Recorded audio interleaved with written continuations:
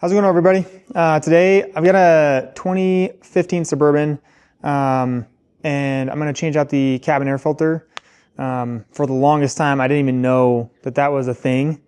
It made sense after I found out. I was like, that makes total sense. I live out in the country.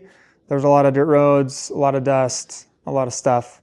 So it makes sense. But anyways, this is for the 2015 to 2020 Suburbans, and it's pretty easy change. So we're gonna do that today, and let's go through it. Okay, so it's on the passenger side, and it's in the glove box here. So you see the glove box right here. And then when you bring it down, I already emptied mine out, obviously. When you bring it down, there's a little like nub in there. Hopefully you can see it. And it's basically a little latch. And on the other side, that's pretty accessible, there's this little clip. So what I do is I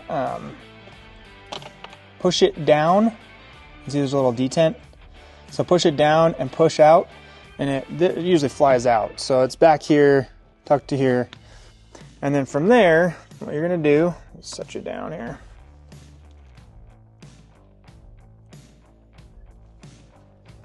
Push this in and bring it down, okay? And then there's 6 screws. There's 3 on the bottom, 1 on the side, 2 on the top. And we're gonna take those screws out, and then that'll get us access to the filter.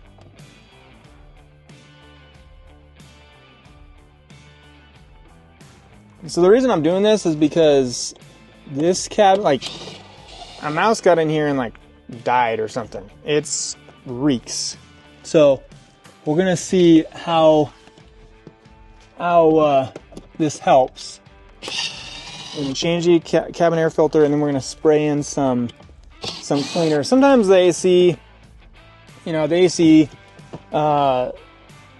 like it just gets stale and stuff, and so that's probably part of it. But it is nasty. It smells like something died in here. So, which something probably did, but it is what it is. All right, so there's little clips on here.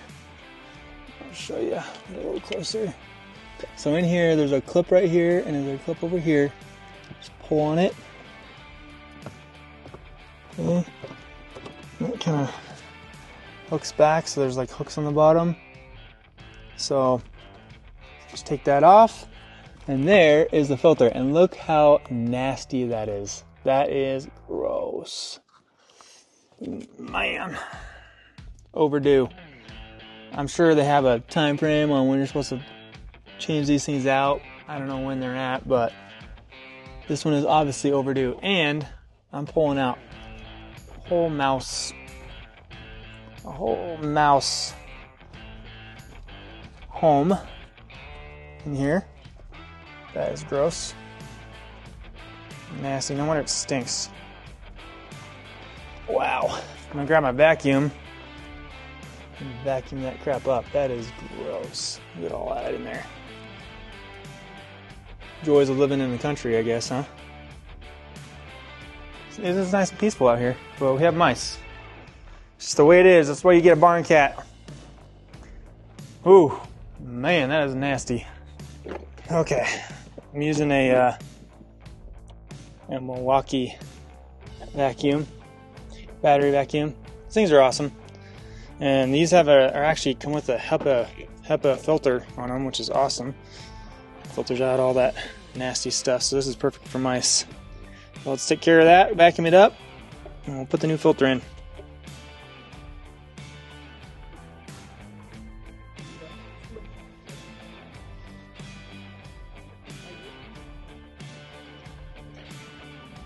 Oh yeah, that's most of it. There's still some crap in there. See if I can get it out with the extender.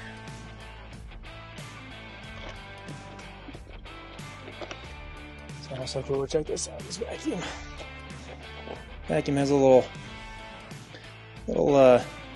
storage thing here. So there's the extender, and there's one for like a floor, and then that's where the battery goes. It's almost out. Make it quick. The runtime on them is about 30 minutes. It's not, I mean, that's a long time for in like vacuum worlds. Like the actual time you're running it, you know, I mean, that's a long time. So it may not seem like a long time, but it is. So there's a fan. Okay, there you go. There's a fan down there, and there was a bunch of crap in there. Mice remnants. They like to, you know, obviously they like to grab a bunch of crap and make a home, make a nest, make it warm, blah blah blah, whatever. We got a new car, and so we've been using the Suburban a lot less, and I think that's probably what happened. Is they were in there and we're having fun. So we'll see if this is the right filter. It looks somewhat similar.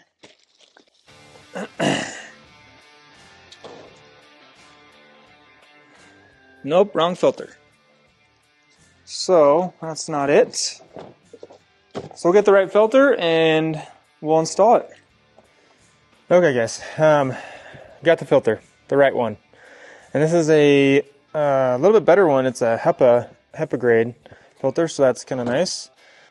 In the video, I had the airflow pointing up, and it's actually wrong. It needs to be pointing down. So make sure that the airflow is pointing down. Okay, took a little bit, but yeah, get it in there. Cover it back on. Then you put this guy. Okay, so before I put this cover on, back on, I'm gonna undo it here. And I got this spray.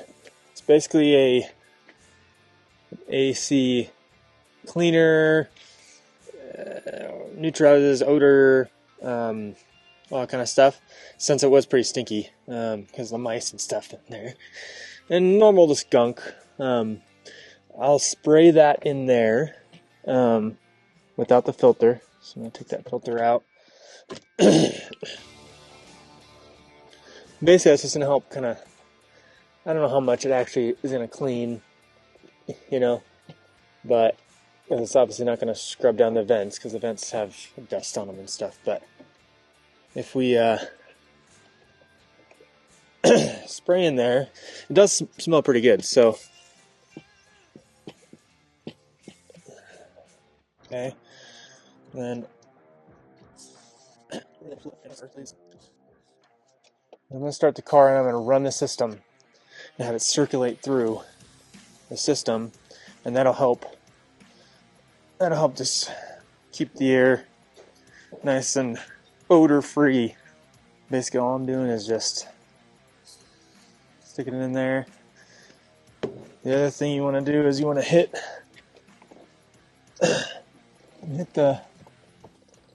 these vents. There we go.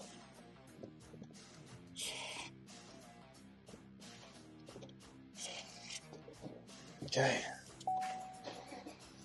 I just want to run the system, run the AC, full blast. It smells super good. Let that run through, circulate through, and hit this button here. Have it recirculate through the car. Basically, you're just having it. You're working the system to get that to work. All that liquid and that air, deodorizing air, to spray to work through the whole system there. And then obviously, after you close this thing up, you can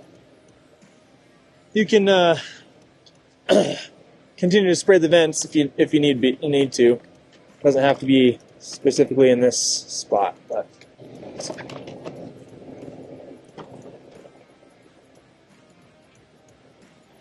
And obviously, when I get that little tag through that hole, make sure that follows through.